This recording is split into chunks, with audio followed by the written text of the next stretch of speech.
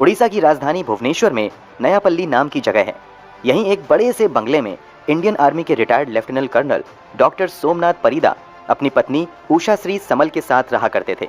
सोमनाथ परिदा ने 1970 में बतौर second lieutenant Indian army join की थी, जबकि वो लेफ्टिनेंट कर्नल के पद पर रहते हुए 1992 में आर्मी से रिटायर हुए थे।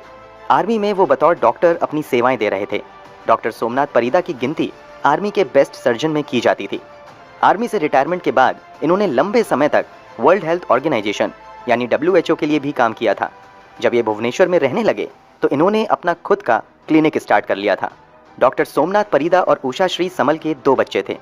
बेटा डॉक्टर बनने के बाद अमेरिका में सेटल हो गया था, जबकि बेटी दुबई में सेटल हो गई थी। दोनों बच्चे दूर रहते थे, मगर फ़ोन पर माँ से ज़रूर बात होती रहती थी। बच्चों की बात ज़्यादातर अपनी माँ से ही होती थी, क्योंकि सोमनाथ परिदा कुछ अलग ही मिजाज के थे। इन्हें बहुत जल्दी गुस्सा आ जाता था, इस कारण उनकी किसी से भी ज़्यादा बनती नहीं थी। यहाँ तक कि अपने बच्चों से भी उनके रिश्ते बहुत अच्छे नहीं थे। सामाजिक रूप से भी वो खुद को अलग थलग रखते थे। कहने को तो उनका घर एक बड़ा सा विला था, मगर उसमें इन दोनों के अलावा कोई नहीं रहता था। इनके यहाँ रिश्तेदारों का आना जाना भी बहुत कम ही होता था। कुछ लोग तो सोमनाथ परिदा के बड़े से बंगले को भूतिया घर भी कहते थे। रूटीन के मुताबिक सोमनाथ परिदा शाम के 6 बजे सो जाया करते थे और सुबह 3 बजे जग जाया करते थे। खैर, यूं ही समय कट रहा था और अब साल आ चुका था 2013। सोमनाथ परिदा के दोनों बच्चे हफ्ते में 1-2 बार अपनी माँ को फ़ोन कर लिया करते थे। हमेशा की तरह जब जून महीने में अमेरिका में रह रहा बेटा अपनी माँ को फ़ोन करता है तो मोबाइल स्विच ऑफ आता है।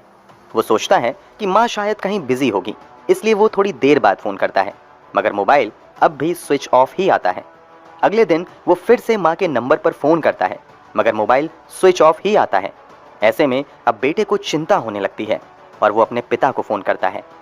जब वो पिता से माँ के मोबाइल के स्विच ऑफ होने के बारे में पूछता है तो सोमनाथ परिदा कहते हैं कि तुम्हारी माँ कुछ दिन पहले ही अपनी बेटी के पास दुबई गई है, इस कारण उसका मोबाइल स्विच ऑफ आ रहा है। इतना सुनने के बाद वो दुबई में रह रही अपनी बहन के पास फ़ोन कर माँ के बारे में पूछता है। इस पर बहन कहती है कि माँ तो दुबई में मेरे पास है ही नहीं। इनफैक्ट पिछले कुछ दिनों से तो माँ से हमारी कोई बात ही नहीं हुई है। अब बेटा एक बार फिर से अपने पिता के पास फ़ोन करता है और कहता है कि आप झूठ बोल रहे हो, माँ तो दुबई में है ही नहीं। इस पर सोमनाथ परिदा अपने बेटे पर ही चिल्लाने लगते हैं और फ़ोन काट देते हैं।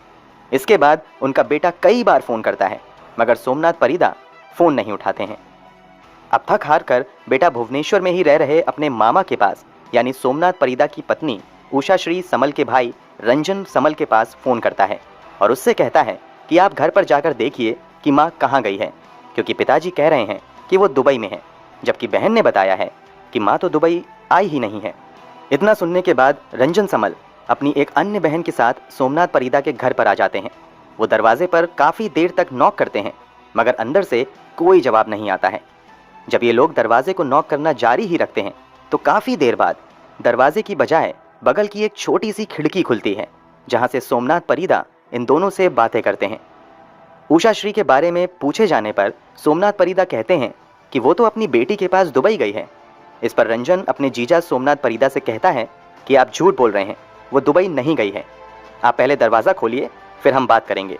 इतना सुनते ही सोमनाथ परिदा उन लोगों पर भी चिल्लाने लगता है और खिड़की भी बंद करके अंदर बैठ जाता है।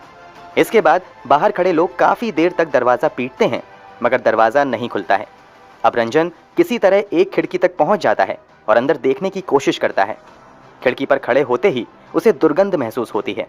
अब रंजन को समझ आने लगता है कि ज़रूर दाल में कुछ काला है, इसलिए अब वो बिना समय गंवाए पास के ही नयापल्ली पुलिस स्टेशन चला जाता है और पुलिस वालों को उषाश्री के गायब होने तथा सोमनाथ परिदा की हरकतों के बारे में बताता है। पूरी बात सुनकर पुलिस तुरंत सोमनाथ परिदा के घर पर पहुंचती है और वो भी दरवाज़ा खुलवाने की कोशिश करती है।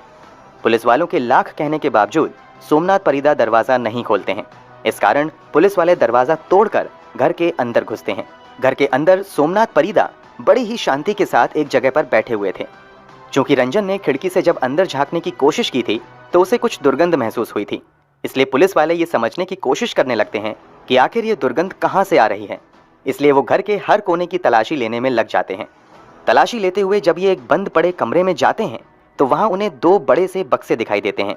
ये वही बक्से थे जिसका इस्तेमाल इंडियन आर्मी में रहते हुए सोमनाथ परिदा किया करते थे।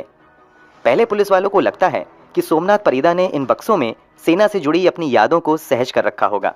मगर जब पुलिस वाले उन बक्सों को खोलकर देखते हैं तो वो चौंक जाते हैं। पहला बक्सा खोला जाता है तो वो सामान की बजाय टिफिन से भरा हुआ था। दूसरा बक्सा भी पूरी तरीके से टिफिन से ही भरा हुआ था। दोनों बक्सों में मिलाकर कुल 22 स्टील के टिफिन थे। इतनी अधिक संख्या में टिफिन देखकर पुलिस चौंक जाती है। टिफिन के बारे में पूछे जाने पर सोमनाथ परिदा कोई प्रॉपर जवाब नहीं दे पाते हैं। इसके बाद तत्काल ही एक टिफिन को खोलकर देखा जाता है। टिफिन के खुलते ही सभी के होश उड़ जाते हैं। टिफिन में मांस के छोटे छोटे टुकड़े रखे हुए थे। एक के बाद एक सभी 22 टिफिन को खोला जाता है। पता चलता है कि सभी टिफिन मांस के टुकड़ों से ही भरा हुआ है। पहली ही नज़र में पता चल जाता है कि ये इंसानी मांस के टुकड़े हैं। इन टुकड़ों को बड़ी ही सफाई के साथ काटा गया था। इन टुकड़ों के बारे में पूछे जाने पर सोमनाथ परिदा कहते हैं कि ये टुकड़ा उनकी पत्नी उषा श्री का ही है। दरअसल मेरी पत्नी साईं बाबा की भक्त थी। अचानक एक दिन उषा श्री ने अपना सर जमीन पर पटकना शुरू कर दिया और उसने इतनी देर तक अपना सर पटका कि उसकी मौत हो गई। मरने से पहले उसने मुझसे कहा था कि मेरे मरने के बाद मेरा अंतिम संस्कार शिरडी में करना। उषा की इच्छा अनुसार उसे ऐसे ही शिरडी ले जाना मेरे लिए संभव नहीं था, इसलिए मैंने लाश के टुकड़े करके टिफिन में बंद कर दिए ताकि मैं एक एक करके उन टिफिन को शिरडी ले जाऊं और वहां उषा का अंतिम संस्कार कर दूं। ये दावा अपने आप में ही बहुत अजीब था कि आखिर कोई कैसे खुद ही अपना सर पटक कर मर सकता है। इसलिए पुलिस वाले सख्ती से सोमनाथ परिदा से पूछताछ शुरू करते हैं। उधर जब उन टुकड़ों की जांच पड़ताल की जाती है तो पता चलता है कि उन टुकड़ों में सिर वाला हिस्सा शामिल नहीं है। इसलिए अब सिर की खोज शुरू होती है और ये खोज घर के अंदर बड़े से टेबल के ऊपर जाकर खत्म होती है। दरअसल सोमनाथ परिदा ने उषा का सिर काटकर हॉल के बीचों बीच रखे बड़े से टेबल पर अच्छे से सजा कर रखा हुआ था और उसे ऐसे ढककर रखा हुआ था कि किसी को भी पता न चले। सिर काफी हद तक सड़ चुका था, यहाँ तक कि सर की स्किन और बाल भी अलग हो रहे थे। हालांकि बदबू कम थी क्योंकि बदबू छुपाने के लिए सोमनाथ ने खास केमिकल का उपयोग किया था। कटे हुए सिर को टेबल पर रखने की बजाय जब पुलिस वालों ने सोमनाथ परिदा से पूछी तो उसने जो दावा किया वो बेहद ही हैरान करने वाला था। सोमनाथ के मुताबिक वो हर रोज घंटों उस टेबल के सामने बैठकर अपनी पत्नी उषा की कटी सिर से बातें किया करता था। भले ही सोमनाथ परिदा ने आत्महत्या वाली कहानी पुलिस को बताई थी, मगर पुलिस इस कहानी पर यकीन नहीं करती है और मामले की तह तक जाने के लिए अपनी जांच का दायरा बढ़ाते हुए पूरे घर में बारीकी से सर्च करना शुरू कर देती है। साथ ही सोमनाथ परिदा से भी सख्ती से पूछताछ का सिलसिला शुरू होता है और उस पूछताछ में जो खुलासा होता है वो बेहद ही हैरान करने वाला होता है। पुलिस पूछताछ में खुलासा होता है कि उषा श्री ने आत्महत्या नहीं की थी, बल्कि किसी बात को लेकर बीते 3 जून 2013 को सोमनाथ परिदा और उषा श्री की लड़ाई हुई थी। इसी लड़ाई के दौरान सोमनाथ ने अपने पास मौजूद स्टील के टॉर्च से अपनी पत्नी के सर पर जोरदार वार किया। ये वार इतना जोरदार था कि उषा श्री वहीं पर गिर गईं और बेहोश हो गईं।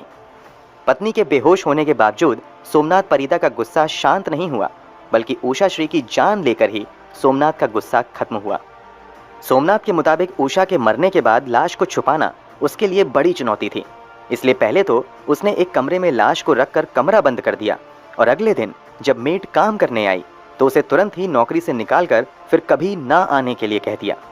इसके बाद सोमनाथ परिदा बगल की एक दुकान गया, जहां से उसने 2-3 टिफिन खरीदी और फिर लाश के टुकड़े करने शुरू कर दिए। पहले दिन उसने लाश के कुछ टुकड़े किए और उन्हें टिफिन में भर दिया। इस तरह वो हर रोज एक नई दुकान से 2-3 टिफिन खरीदता था ताकि किसी को शक ना हो। वो रोज टिफिन खरीद कर लाता था और उसी हिसाब से लाश के टुकड़े करके टिफिन में रख देता था। फिर उन टिफिन को अपने बड़े से बक्से में रख देता था। सोमनाथ परिदा ऐसा तब तक करता है जब तक कि उषा श्री पूरी तरह टुकड़ों में नहीं बच जाती हैं।